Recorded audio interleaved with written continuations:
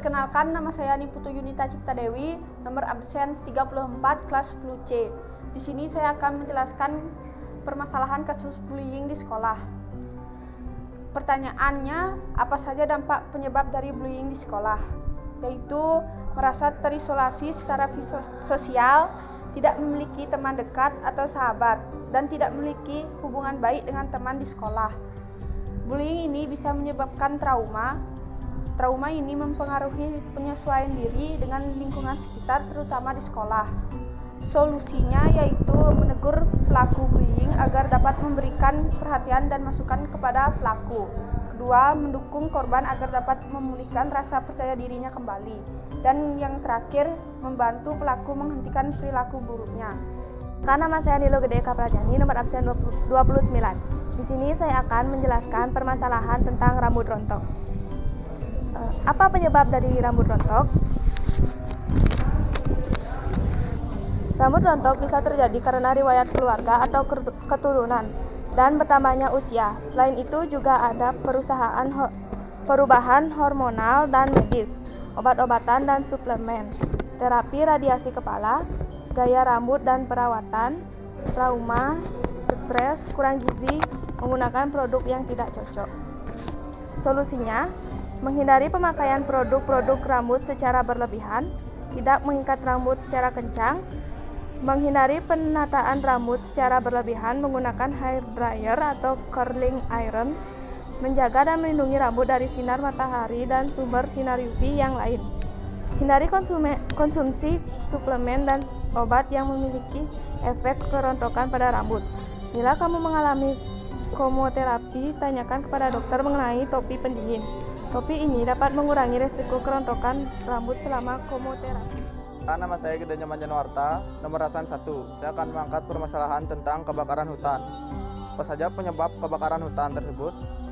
Biasanya kebakaran hutan lebih banyak disebabkan oleh ulah manusia. Di antaranya adalah menebang hutan secara liar, pembakaran hutan yang disengaja untuk membuka lahan, pemanasan global. Beberapa oknum juga seringkali membuang puntung rokok ke hutan, baik secara disengaja maupun tidak disengaja. Dan masih banyak lagi penyebab dari kebakaran hutan lainnya. Solusi yang dapat kita lakukan adalah sebaiknya manusia lebih menjaga keadaan alam dengan tidak melakukan penebangan hutan secara liar, menjaga iklim cuaca agar tidak terjadi pemanasan global, serta lebih peduli terhadap hutan yang gundul dengan melakukan reboisasi.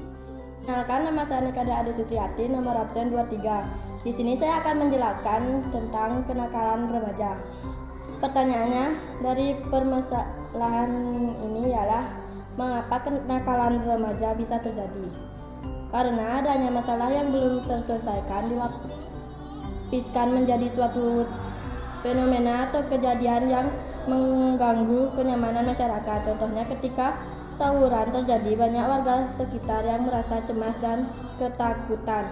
Selain itu, ada juga yang dirugikan karena bisa menimbulkan korban jiwa dan rumahnya mengalami kerusakan. Solusi agar tidak ada kenakalan remaja: tanamkan nilai-nilai baik sejak dini, bersikap tegas, dorong anak untuk mengikuti kegiatan positif, jaga komunikasi tetap terbuka. Perkenalkan, nama saya Kadek Dharma Sikaputra, nomor absen 7. Saya dari kelas 10C. Di sini saya akan membahas tentang pencemaran air. Apa saja dampak dari pencemaran air? Dampaknya adalah kerusakan ekosistem yang ada di perairan, terjadinya bencana banjir dan juga tanah longsor, biota dan makhluk air mati karena kualitas air memburuk. Sumber air bagi manusia dan makhluk hidup lainnya berkurang, gangguan kesehatan karena mengonsumsi air tersebut. Solusi dari dampak pencemaran air ialah melakukan pengolahan limbah yang benar, menggunakan bahan-bahan yang ramah lingkungan, tidak membuang sampah di sungai atau sumber air, menggunakan deterjen yang ramah lingkungan, dan rutin melakukan upaya pembersihan sumber air. Perkenalkan, nama saya Nilo Koma Ediafiantika, saya nomor 31 dari kelas 10C. Nah, hari ini saya akan menjelaskan mengenai permasalahan berbelanja online. Bagaimana sih cara kita berbelanja online? Yang pertama, kita harus memilih marketplace yang terpercaya dan sudah banyak digunakan.